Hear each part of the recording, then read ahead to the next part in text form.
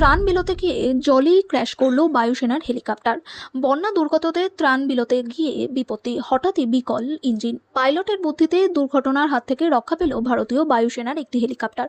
ঘটনাটি ঘটেছে বিহারের মুজাফফরপুরে। নেপালে ক্যাচমেন্ট এলাকায় অবিরাম বৃষ্টি। বিহারের সীমান্তবর্তী জেলাগুলিতে নদীর জল বিপদসীমা ছুঁয়েছে। কোনো কোনো নদী আবার বিপদসীমার উপর দিয়ে বইছে। বীরপুরের কোশি ব্যারেজের ছাড়া জলে প্লাবিত একাধিক জেলা।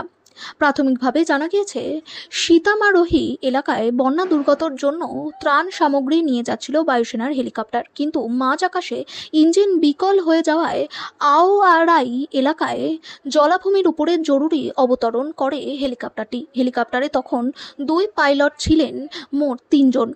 সেই ঘটনার একাধিক ভিডিও ছড়িয়ে পড়েছে সোশ্যাল মিডিয়ায়। তাকে দেখা যাচ্ছে হেলিকপ্টারে আটকে পড়া পাইলট ও সেনাদের উদ্ধারের কাজে হাত লাগিয়েছেন স্থানীয় বাসিন্দারাই। আহতদের ভর্তি করা হয়েছে হাসপাতালে।